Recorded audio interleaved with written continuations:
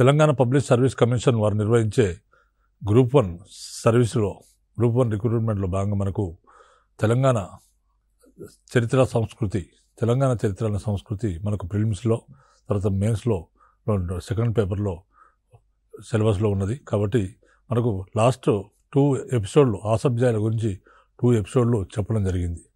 తర్వాత మనకు third episode ఆ సబ్జెక్టుల గురించిన ప్రశ్నలో థర్డ్ ఎపిసోడ్లో మనకు ప్రధానంగా క్వశ్చన్లు ఏ విధంగా అడుగుతున్నారంటే 6వ 7వ నిజాం పరిపాలనా కాలంలో జరిగిన అభివృద్ధి కానీ సంస్కరణలు కానీ లేదా ఆ కాలంలో జరిగిన రకరకాల పారిశ్రామిక అభివృద్ధి గతంలో చాలాసార్లు అడగడం జరిగింది.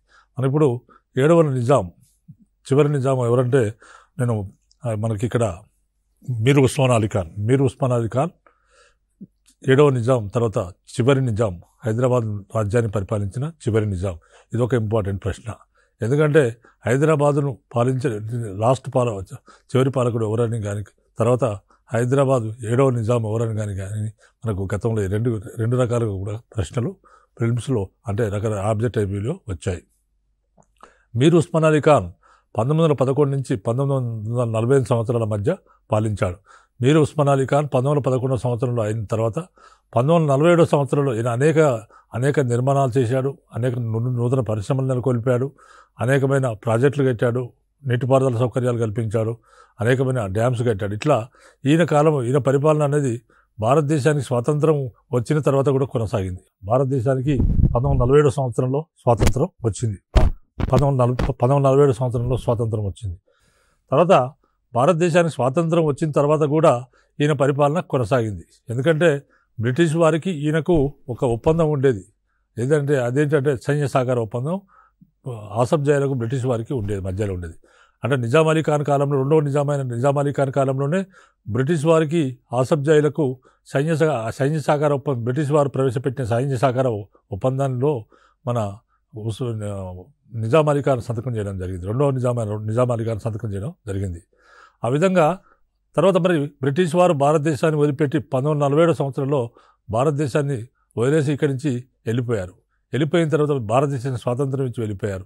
తర్వాత నిజాం మాత్రము నాది సర్వసత్తాక రాజ్యం, నాది స్వతంత్ర రాజ్యం, నా రాజ్యంతో ఎవరికి సంబంధం లేదని అట్నే కంటిన్యూ కావడం జరిగింది. మరి బ్రిటిష్ వారితో ఎలాంటి సంబంధం నిజాంకు ఉండేనో అదే సంబంధం భారతదేశంతో కూడా పెట్టుకోవాల్సిన పరిస్థితి ఏర్పడింది. దాంతో 1947 సంవత్సరం నవంబర్ 29వ తేదీన భారత ప్రభుత్వంతోనే నిజాం హైదరాబాద్ రాజ్యం వాళ్ళు యథాతథ ఒప్పందం స్టాండ్ స్టిల్ అగ్రిమెంట్ యథాతథ ఒప్పందాన్ని చేసుకోవడం జరిగింది. ఈ విధంగా యథాతథ ఒప్పందాన్ని చేసుకొని మరి విదేశీ వ్యవహారాలు భారత ప్రభుత్వ సలహాల మేరకు నడుచుకోవాలి, స్వదేశీ వ్యవహారాలు మాత్రం నిజాం ఇష్టమని చెప్పడం జరిగింది. ఆ విధంగా భారత ప్రభుత్వ యథాతథ ఒప్పందం చేసుకున్న మరుసటి రోజు నుంచే భారత ప్రభుత్వానికి వ్యతిరేకంగా అనేక చర్యలకు పూనుకున్నాడు. తర్వాత భారత ప్రభుత్వంతో నాకు సంబంధం లేదన్నాడు. చివరికి భారత ప్రభుత్వం మీద ఐక్యరాజ్యసమితికి ఫిర్యాదు చేశాడు. ఇట్లా రకరకాల ఫిర్యాదులు. తర్వాత ఒక పక్క శాంతి భద్రతల పరిస్థితులు హైదరాబాద్ రాజ్యంలో శాంతి భద్రతల పరిస్థితి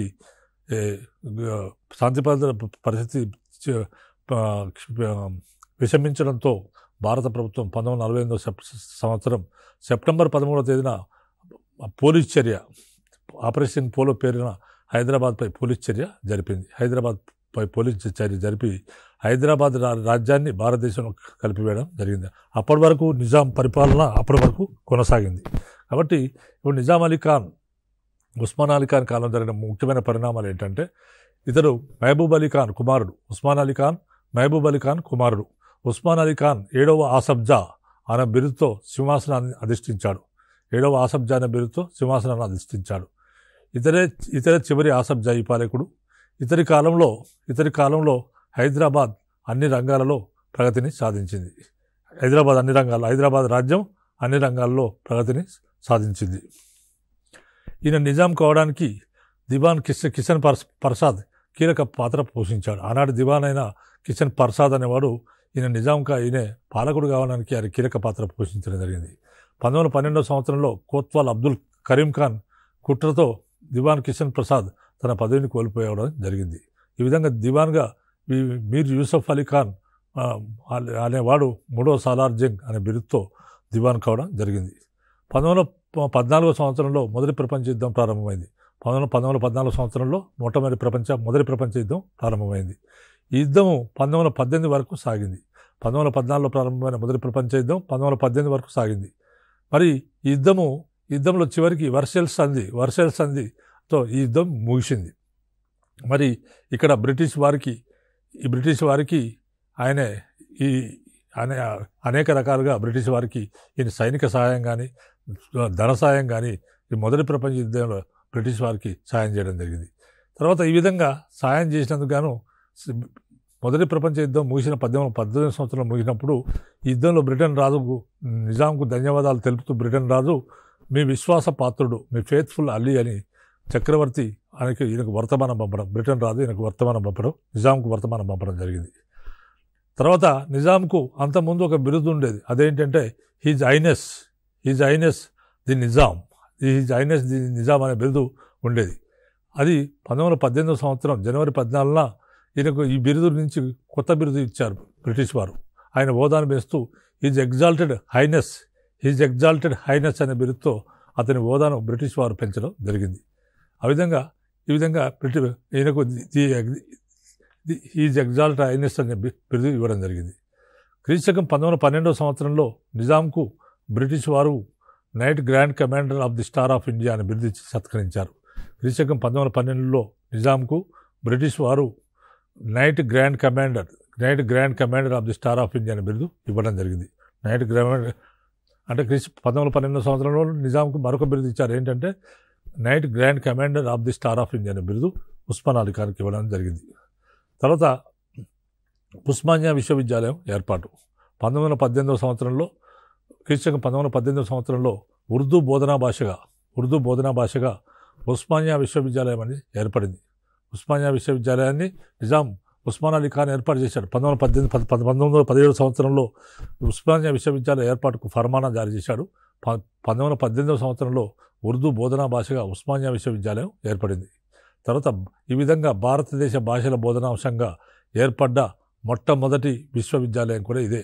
భారతదేశ భాషలు అంటే ఇంగ్లీష్లో రకరకాల భాషల్లో విశ్వవిద్యాలయాలు ఉంటాయి, కానీ భారతీయ ఉర్దూ బోధనా భాషగా మొట్టమొదటిసారిగా భారతీయ భాషల బోధనాంశంగా ఏర్పడిన మొట్టమొదటి విశ్వవిద్యాలయం ఉస్మానియా విశ్వవిద్యాలయం.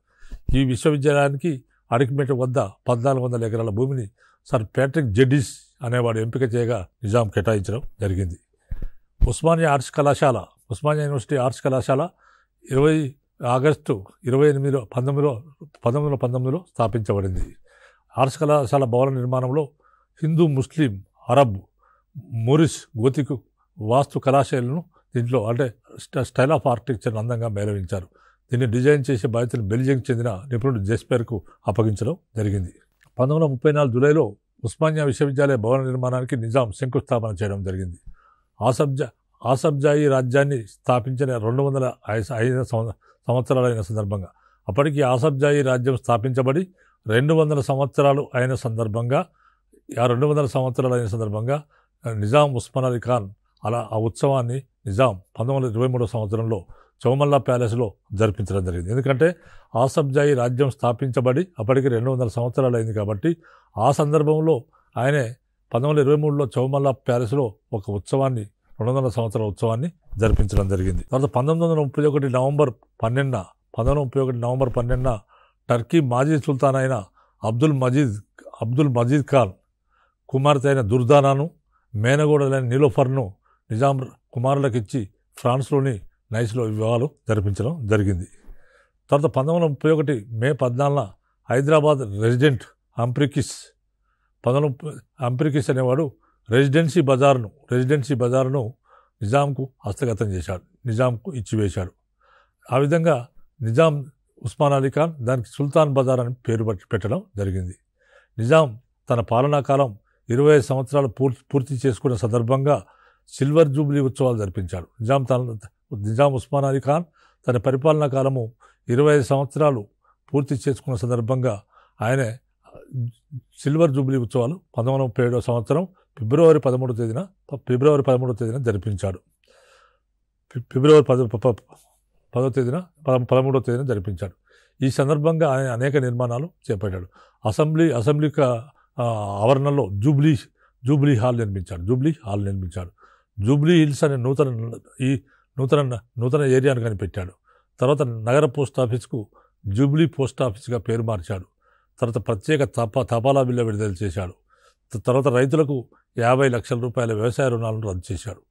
రైతులు 50 లక్షల వ్యవసాయ రుణాలను ఈయన రద్దు చేయడం జరిగింది.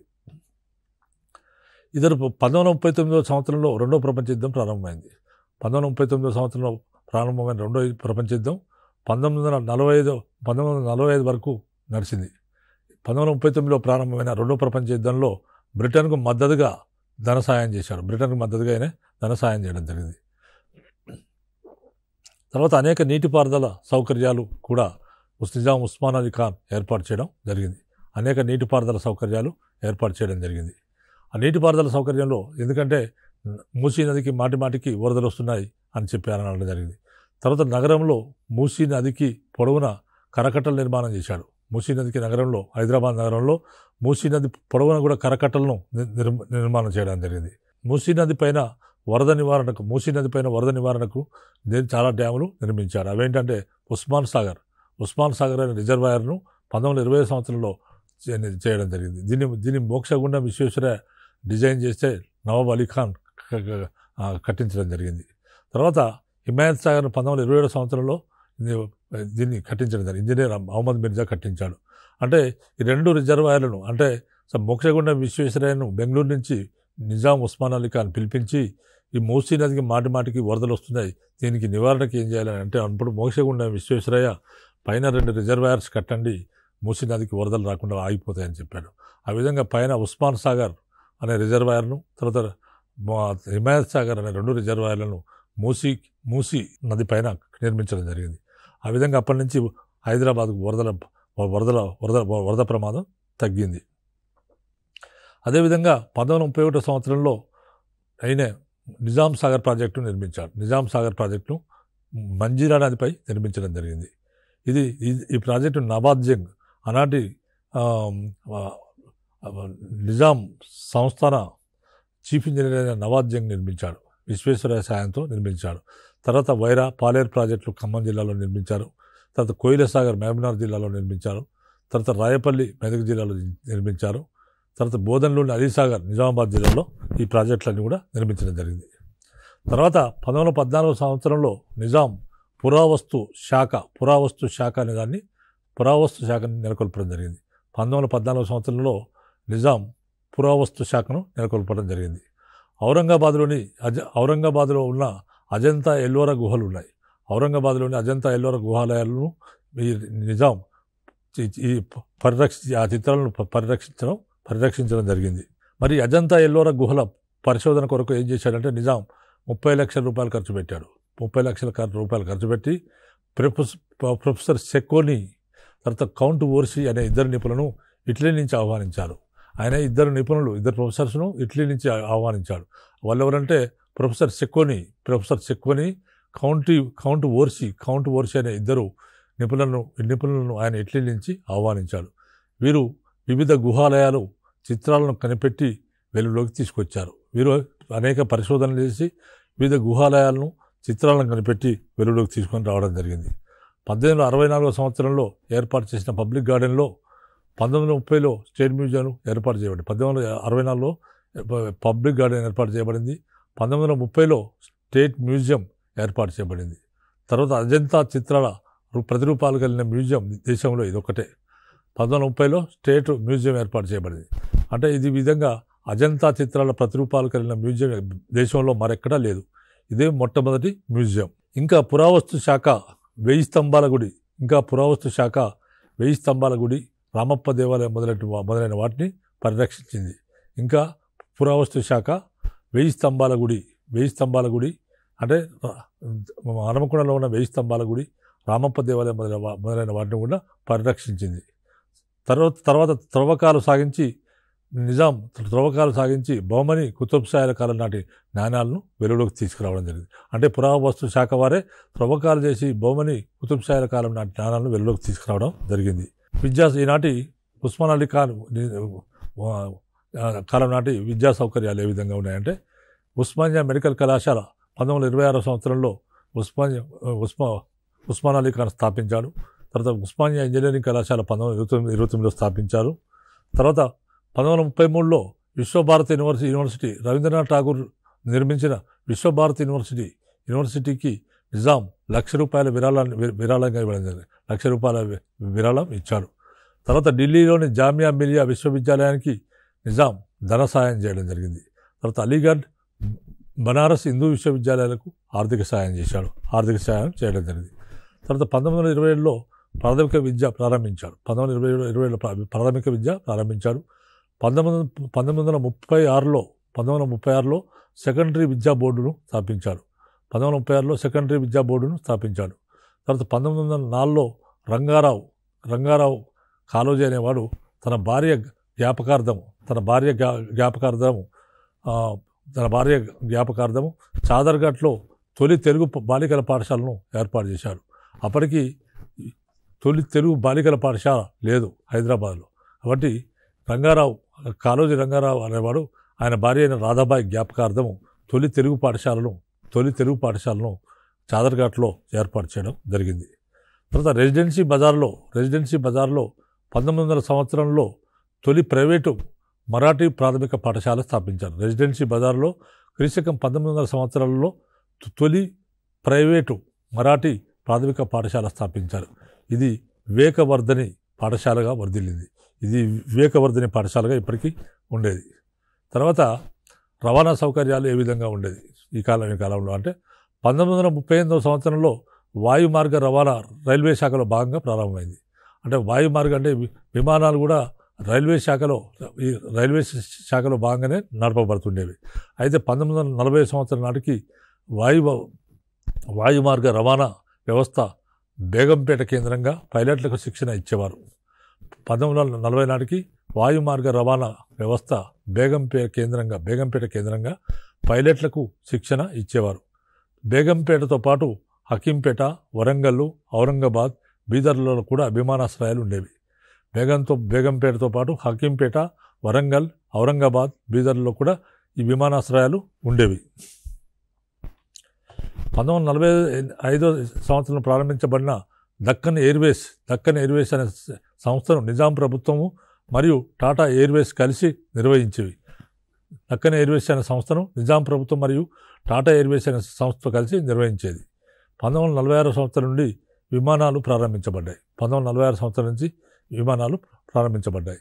నిజాం స్టేట్ రైల్వే శాఖ అనేది 1879 సంవత్సరంలో ఏర్పడింది. నిజాం స్టేట్ రైల్వే శాఖ 1879 సంవత్సరంలో ఏర్పడింది. తర్వాత 1930 వరకు రాజ్యంలోని రైల్వేలను నిజాం గ్యారెంటెడ్ స్టేట్ రైల్వే అనే బ్రిటిష్ కంపెనీ నిర్వహించేది. 1930 వరకు రాజ్యంలోని రైళ్లను నిజాం గ్యారెంటెడ్ స్టేట్ రైల్వే అనే బ్రిటిష్ సంస్థ నిర్వహించేది. ఇదే సంవత్సరము నిజాం ప్రభుత్వము ఈ సంస్థ నుండి రైల్వేలను కొనుగోలు చేసింది. ఇదే సంవత్సరం నిజాం ప్రభుత్వం ఈ సంస్థ నుంచి రైల్వేలను కొనుగోలు చేసింది. తర్వాత కాజీపేట బలార్షాల మధ్య రైల్వే లైన్ వేయబడి హైదరాబాద్, ఢిల్లీల మధ్య దూరం తగ్గింది. కాజీపేట బలార్షాల మధ్య రైల్వే లైన్ వేయబడి హైదరాబాద్, ఢిల్లీల మధ్య దూరం తగ్గింది. బ్రిటిష్ ప్రభుత్వము 1864 ఫిబ్రవరి 29న బొంబాయి నుంచి మద్రాసు వెళ్లే రైలు మార్గాన్ని ప్రారంభించింది. అంటే బ్రిటిష్ వాళ్ళు బొంబాయి నుంచి మద్రాసుకు రైల్వే లైన్ వేసుకున్నారు 1864 సంవత్సరంలో. మరి ఈ రైల్వే లైన్ ఎక్కడి నుంచి పోయేదంటే నిజాం రాజ్యం అంటే నిజాం రాజ్యంలోని వాడి గుల్బర్గాల నుంచి పోయేది. గుల్బర్గాల ద్వారా పోయేది రైల్వే లైన్. మద్రాసు నుంచి బొంబాయి పోయే రైల్వే లైన్.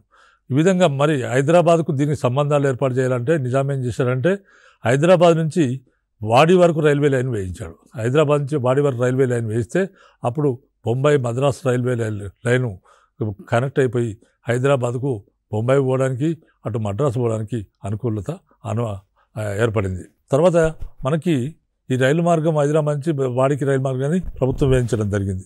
తర్వాత నాంపల్లి రైల్వే స్టేషన్ 1907 సంవత్సరంలో నాంపల్లి రైల్వే స్టేషన్ నిర్మించబడింది.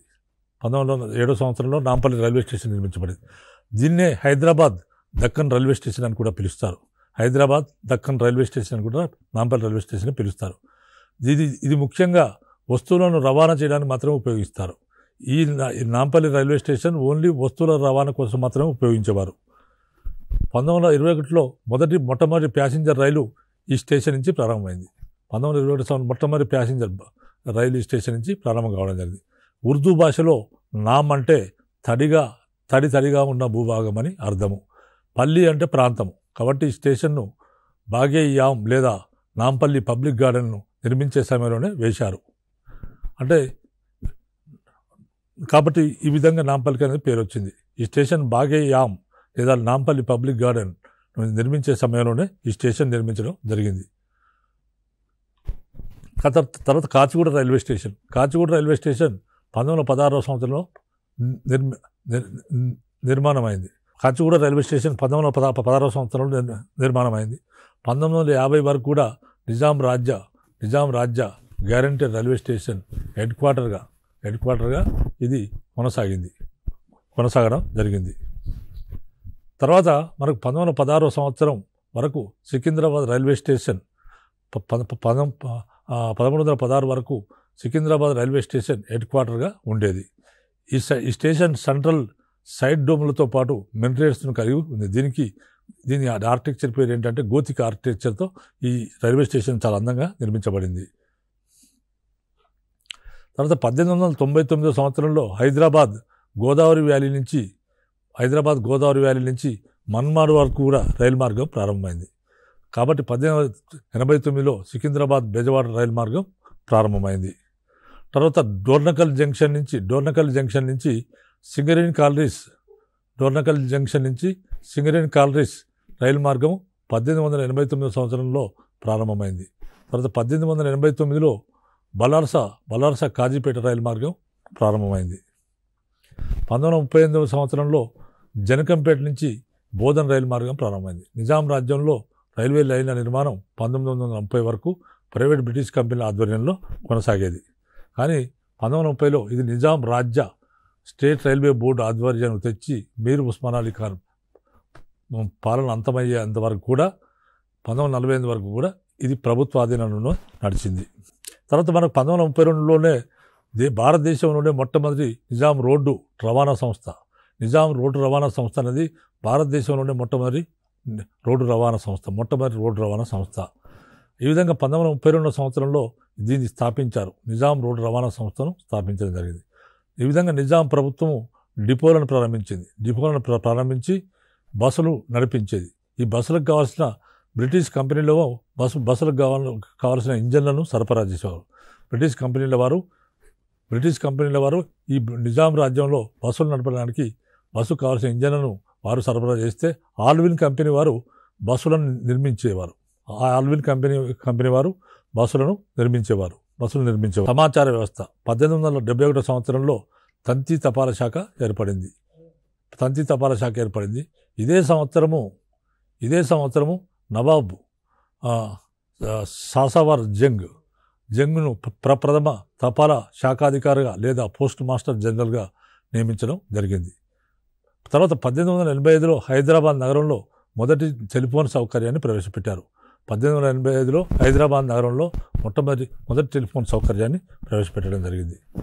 నిజాం సంస్కరణలో భాగంగా మనకు నిజాం ఎద్దుల పోటీలు, కోడి పందాలు మొదలైనవి నిషేధించాడు. ఎందుకంటే ఎద్దుల పోటీలు, కోడి పందాలు నవాబులు పాచికల్ని విసిరి తమ ప్రాంతాలకు పాలించే దుష్ట సాంప్రదాయాన్ని నిషేధించాడు. అంటే ఎద్దుల పోటీలు బాగా జరుగుతుండేవి. ఎద్దుల పోటీలు, కోడి పందాలు నవాబులు పాచికలు విసిరేవారు. పాచికలు విసిరి తమ ప్రాంతాలను పాలించే దుష్ట సాంప్రదాయాన్ని ఈయన నిషేధించడం జరిగింది. తర్వాత దేవదాసీ వ్యవస్థ నిషేధించాడు. దేవదాసీ వ్యవస్థ అంటే చిన్నప్పుడే బాలికలను దేవునికి అంకితం చేసే సిస్టమ్. దేవదాసీ వ్యవస్థ అంటే చిన్నప్పుడే బాలికలుగా ఉన్నప్పుడే వారిని ఏం చేస్తారంటే దేవాలయానికి దేవునికి అంకితంగా చేస్తారు. దేవునికి అంకితంగా చేస్తారు. ఆ విధంగా ఆ బాలిక తన జీవితాంతం ఆ దేవాలయానికి సేవ చేస్తూ అక్కడ మళ్ళీ అదే సేవ చేస్తూ వ్యభిచారం చేస్తూ గడిపేవారు. కాబట్టి ఇలాంటి దేవదాసీ వ్యవస్థను కూడా నిజాం నిషేధించడం జరిగింది. ప్రభుత్వ ఉద్యోగులు ప్రతి సాయంత్రము గానా భజానాలు చేసుకునేవారు. అంటే గానా భజానాలు కొన్ని డాన్సెస్ పెట్టించుకొని పొద్దుపుచ్చడాన్ని నిజాం నిషేధించాడు. కోర్టు గదుల్లో పొగ త్రాగడాన్ని నిషేధించాడు. కోర్టు గదుల్లో పొగ త్రాగడాన్ని ఈయన నిషేధించడం జరిగింది.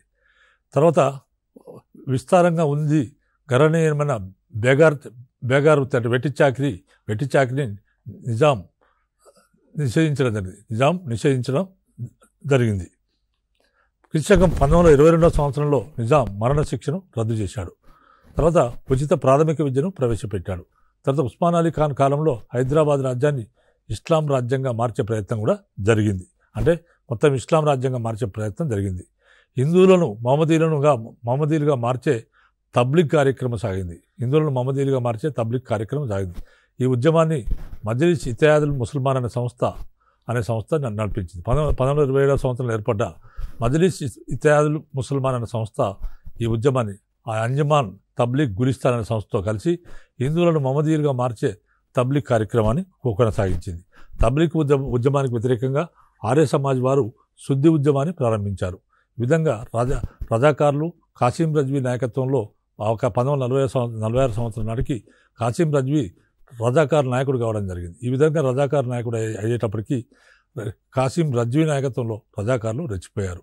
వీరికి నిజాం పరోక్షంగా వీరికి రజాకార్లకు మద్దతు ఇవ్వడం జరిగింది. ఈ విధంగా మద్దతు ఇచ్చేటప్పటికి మనకి భారతదేశంతో భారతదేశంతో యథాతథ ఒప్పందాన్ని 1947 సంవత్సరంలో భారతదేశానికి స్వాతంత్రం వస్తే ఆ తర్వాత నిజాం తన రాజ్యానికి భారతదేశానికి ఎలాంటి సంబంధం లేదని చెప్పాడు. ఆ విధంగా భారతదేశంతో 1947 సంవత్సరం నవంబర్ 29వ తేదీన యథాతథ ఒప్పందాన్ని చేసుకున్నాడు. యథాతథ ఒప్పందం చేసుకొని బ్రిటిష్ వారితో ఎలాంటి సంబంధాలు ఉన్నాయో భారతదేశంతో కూడా అలాంటి సంబంధాలు ఉంటాయని యథాతథ ఒప్పందాన్ని చేసుకున్నాడు. యథాతథ ఒప్పందం చేసుకొని బ్రిటిష్ భారతీయుల సలహా మేరకే విదేశీ వ్యవహారాలు నడుచుకుంటానని చెప్పాడు. తర్వాత ఒక భారత ప్రతినిధి కూడా ఇక్కడ ఉండేటట్టు చేయడం జరిగింది. ఈ విధంగా మరి చేసినప్పుడు ఈ ఒప్పందం మీద సంతకం చేసిన మరుసటి రోజు నుంచే నిజాం భారతదేశానికి వ్యతిరేకంగా అనేక కార్యకలాపాలకు పాల్పడ్డాడు. తర్వాత తన సైన్యాన్ని వృద్ధి చేసుకున్నాడు. తర్వాత ఆయుధాలను తయారు చేసుకున్నాడు. తర్వాత భారతీయ కరెన్సీని తన రాజ్యంలో చెల్లదన్నాడు. తర్వాత రకరకాలుగా భారత వ్యతిరేక కార్యకలాపాలకు పాల్పడడం జరిగింది. పాల్పడ్డాడు. అటువంటి పరిస్థితుల్లో భారతదేశం ఇప్పుడు ఓ పక్క రజాకారుల ఆగడాలు మితిమీరిపోయాయి, మరోపక్క లా అండ్ ఆర్డర్ పరిస్థితి సరిగ్గా లేదు, శాంతి భద్రతల పరిస్థితి మృగ్యమైపోతుంది. తర్వాత ఇక్కడి వాళ్ళు పోయి భారత ప్రభుత్వాన్ని వేడుకున్నారు మమ్మల్ని ఆ నిజాం చెర నుంచి బయటపడేయమని. ఈ విధంగా భారత ప్రభుత్వము ఈ శాంతి భద్రత పరిస్థితి లేదు, మంచిగా లేదు అని చివరికి భారతదేశం పైన నిజాం ఐక్యరాజ్య సమితి కూడా ఫిర్యాదు చేయడం జరిగింది. తర్వాత ఈ విధంగా అప్పుడు ఐక్యరాజ్య సమితి దాన్ని పెండింగ్లో పెట్టడం జరిగింది. ఆ విధంగా నిజాం భారత ప్రభుత్వం 1948 సంవత్సరం సెప్టెంబర్ 13వ తేదీన హైదరాబాద్ రాజ్యం పైన ఆపరేషన్ పోలో పేరుతో పోలీస్ చర్య చేపట్టింది. ఈ విధంగా సెప్టెంబర్ 13వ తేదీన ప్రారంభమైన పోలీస్ చర్య సెప్టెంబర్ 17వ తేదీ వరకు ముగిసిపోయింది. హైదరాబాద్ నిజాం సైన్యం భారత సైన్యానికి లొంగిపోయింది. నిజాం భారత సైన్యం ముందు లొంగిపోయాడు. జేఎన్ చౌదరి ఆధ్వర్యంలో ఆపరేషన్ పోలో అనేది జరిగింది. ఈ విధంగా ఆసఫ్జాయి రాజ్యం అనేది 1948 సెప్టెంబర్ 17తోని ఈ రాజ్యం పోయి హైదరాబాద్ రాజ్యం వెళ్ళి హైదరాబాద్ సంస్థానం పోయి భారతదేశంలో కలిసిపోయింది. దాంతో నిజాం పరిపాలన అంతమైపోయింది. సో మనం ఈ విధంగా ఆరో నిజాం 7వ నిజాం కాలం నాటి ముఖ్యంగా అభివృద్ధి గురించి చెప్పాల్సి ఒకవేళ అడిగినట్లయితే ఈ విధంగా ఆన్సర్ రాస్తే బాగుంటుంది. అదేవిధంగా ఇక్కడ వచ్చిన ఫిలిమ్స్లో కూడా ఇక్కడ వచ్చిన అంశాలను మీరు గమనించగలని నేను మీకు మనవి చేస్తూ మీరంతా విజయం సాధించాలని కోరుకుంటూ ముగిస్తున్నాను.